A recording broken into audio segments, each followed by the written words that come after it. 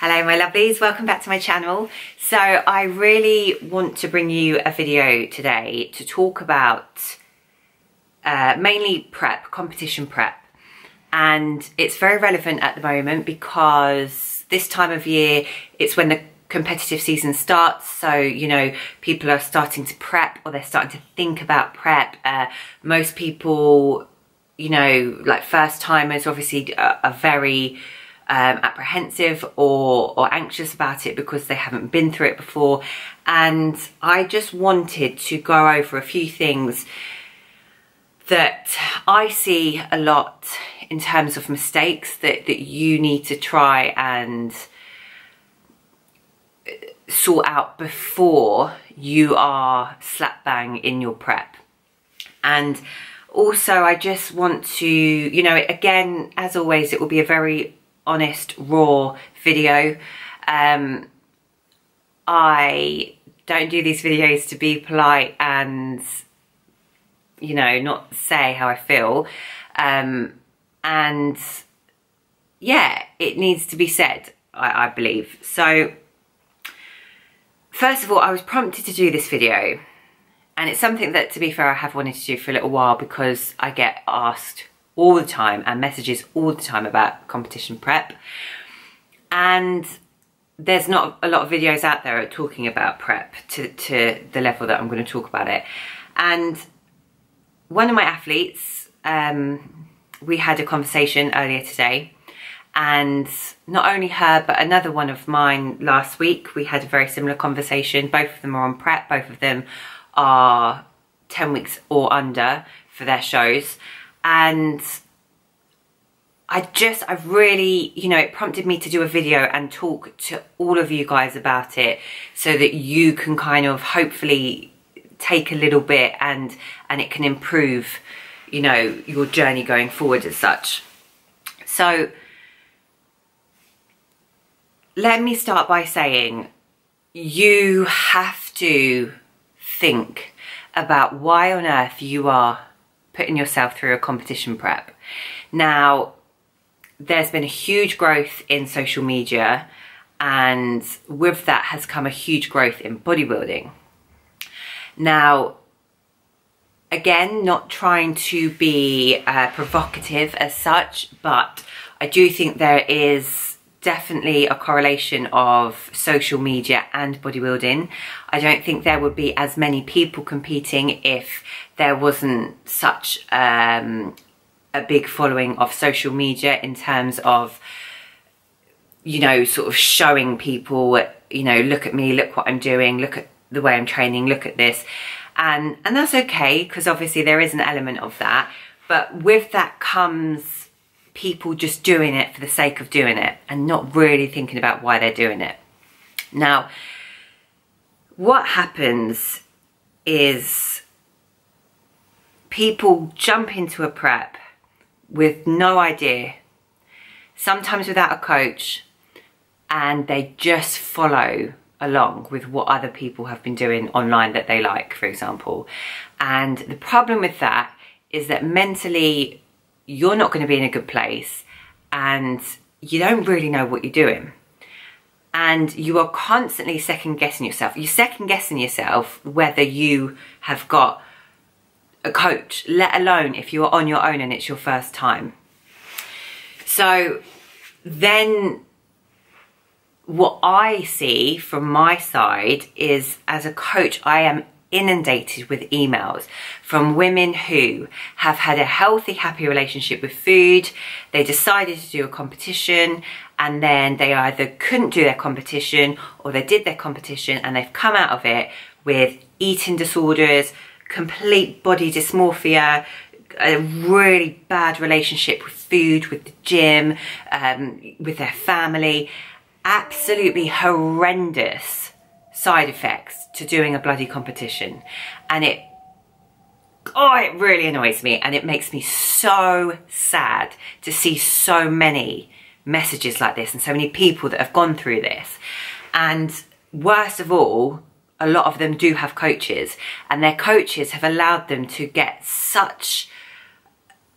in such a state that they are now screwed. and they are left on their own with a bad relationship with food, a bad relationship with their body, and a complete shitstorm of a metabolism. Now, the problem is that it's not necessarily the athlete's fault. You know, if you hire a coach and they tell you to do something, you will just go ahead and keep your head down and do it. And that is what you should do as an athlete with your coach. However, there are certain things that if you are not sure about, you need to ask your coach why. So one of the most ridiculous things I heard was I worked with someone not long ago, and she was told to only drink water at a specific time. She wasn't even in contest prep, okay? So she was told, oh, you know, I'm only allowed to have a glass of water half an hour before, yeah? And I'm not allowed to drink any more water after 7 p.m. Well, what is that? There was no need for her to do any water manipulation. You know, we're not talking about someone even in a competition prep. We're talking about someone who is just trying to live a healthy life. I mean, my jaw dropped to the floor when I read it. And the problem is that this isn't really uncommon. I get so many messages where I literally am staring at my screen thinking, first of all, how on earth are they still able to do it? And what state are they in now? And it just breaks my heart, because doing a prep shouldn't be this horrible time. You know, you shouldn't have this horrible experience with it, because why are you doing it? There is no point doing it if it's this horrible experience and you're hungry and you're thirsty and you're moody. No, it's not like that all the time. It really shouldn't be. Now, what you need to do is, if you do hire a coach and they're telling you to do things, ask why. It's okay. You have hired them. So if they turn around to you and say, I want you to be doing this or that, and the other, just reply and say, okay, brilliant. And why would I? Or what's the science? What's the reason behind why I should do that? I'm not talking about getting sassy with them. I'm talking about being responsible for your health and your body rather than just blindly following someone. Now, on the other side of the spectrum, if you are sitting there and you are thinking, I want to do a show, I urge you to really think about why you are wanting to do it. And I would actually write the reasons down on a piece of paper. Now, this comes back to the conversation I had with a few of my girls. And this happens quite a lot, and I think a lot of it is jealousy and things like that. But for the most part, obviously, you go into a competition and you would like to do well. There is, you're lying if you say that you don't care about doing well and you don't care if you come dead last. There is that little bit inside of you that really wants to do well, and that's good. You should have that. Now, the problem is that this becomes such a big factor, and as the weeks go by and you get closer to your show, you then start getting anxious and thinking, God, am I looking good enough? How will I look against all the other girls? What if I'm the worst up there? What if? And there will be people out there that will be saying shit to you. There will be people out there trying to put you off, trying to, bring you down, or say, oh, I don't think you'll be ready in time. Oh, I think you're too fat. I actually think you haven't got enough muscle for this. There will always be people like that. And you know what? Unless they're your coach, we don't need to worry about them. You don't need to listen to them. The thing is that you have to think about realistically what you want. I can assure you, and I said this to my girl earlier today, the reason that you want to compete, the first initial reason that you would want to compete is not to win a show. The reason why most people want to compete is just the sheer challenge to see, could I get my body to look like that? Could I go through the diet? Could I go through the training? Could I mentally, you know, stick to something for 16 or 20 weeks? Could I do that? And then the afterthought is, oh, maybe I'll do well. You know, it'd be really good if I could come top 6 or whatever.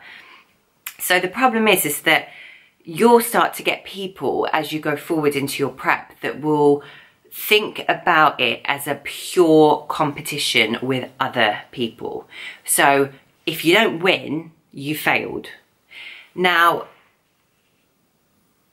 I'm talking to you as a person who is the most competitive person, to the point where I will walk down the road and I will just have to walk faster than anyone. No reason why, I just have to be the winner.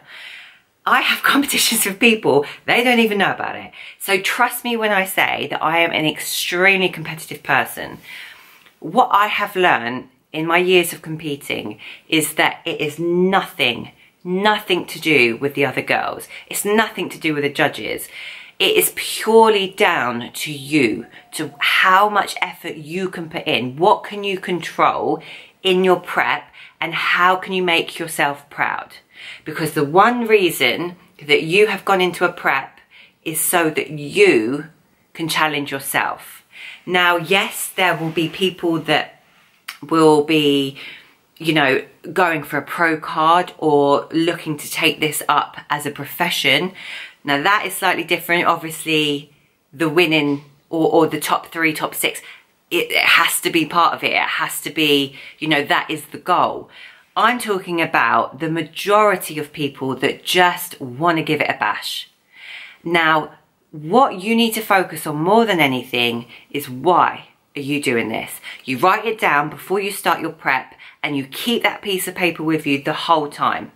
Anytime you feel down, anytime you feel like someone's, you know, said something horrible or said that you know, you haven't got a chance or whatever, read what you have wrote down. And remember, you have made a promise with yourself. No one else. There's not, oh, so-and-so from down the road or Bob in the gym that said, oh, I don't think your biceps are big enough. Sod them. It's nothing to do with them. It's nothing to do with the judges. It's nothing to do with the other girls that you're competing against. It is all down to you. How can you be your best? What can you do to be your best? Everything else is just irrelevant. Now, obviously, if you come top 6 or top 3 or win, bloody amazing, bloody brilliant. But if you come 2nd, 3rd, 4th, 5th, if you come dead last, ask yourself this: does it change anything? Does it change me as a person? How does my life change? It doesn't. You're still you. You still have every part of you. You know, you still have your work ethic. You still have your drive and your motivation and your inspiration. You have all of that. You know, you have all of you. Placing in a show, yeah, amazing to win. But do you see what I mean? It really has to come down to in here. It can't be something that is such a, you know, oh, great to win, so I get a nice trophy and I can put it up on Instagram. Okay, but people are going to love you even without the trophy. And, you know, again, put me in the equation. A couple of years ago was 2nd in Britain and it was amazing, and I kept my head down and I was thinking, bloody hell, I can really, you know, do some damage and yes, I'm on this. And then my following year was crap. And then my year after that, this British, I didn't even place top 6. And yes, me, competitive me, was pissed off and fed up, and especially when I worked so hard, and especially when I bought a physique that I thought was my absolute best. But you know what? After that, I sat there and I looked at my family and I looked at, you know, my little Instagram family, and I just thought, it hasn't changed anything. Nothing has changed. And that is what I want you guys to remember, that yes, it would be great to win a show, but is that really why you've done it? And I can promise you that pretty much all of you that would, you know, put yourself in to do a competition, all of you wouldn't have winning a show as your first reason to do something. So please remember, when you're thinking about doing this, remember why, and don't get a shit coach. Do your research. Make sure that the person that you're hiring has good credentials. You know, ask them about their qualifications, ask them, you know, it's not about how fit they look on Instagram. They have to have substance. They have to know what they're bloody talking about. They have to be there for you mentally. One thing that I pride myself on is that I'm always thinking about the mental aspect and about how my athlete is going to feel after their show. And that is what you guys need to look for. You need to think, how is this person going to have my best interest at heart? How are they going to make sure that I don't rebound badly after my show? How are they going to make sure that I'm still healthy as I possibly can be in my prep? They're the things that you should be looking at, not how can I make sure that this person gets me really lean? Because they can get you really lean, but then what's going to happen afterwards? Well, what's going to happen up here? So they're all the things that I really want you guys to focus on and think about. And I know that I've been like, rah, but I'm so fed up of getting emails constantly from people who are so messed up after trying to do a show, and then they're scarred for life and they never want to do one again because of the bad experience that they had with it the first time. It should not be misery, you know, a misery. It should be something that is a challenge, but most of the time you feel all right. Yeah, most of the time you're enjoying it, or, you know, you're enjoying the challenge at least. Don't do something that is going to cause you 16, 20 weeks of misery. What is the point? Right, what's that? Oh wow, 17 minutes. Okay, there we go, there's my 2 cents. Please make sure you do your research. Make sure that you are doing things for the right reason, and make sure that your whole priority of your prep is that you are healthy. All right? Any questions that you guys have, you can comment on this video or email my email. And I do hope that this has helped, and I hope that it's something that you guys can kind of take away and think about. And, you know, if you are going into a competition, great, but just be, you know, be smart about it. Don't just go in there and just go, oh, am I lean yet? You know, think about what you're doing. Right, you guys, thank you for watching. Thank you for listening. I will see you all in the next video. Keep training hard, and I'll see you then.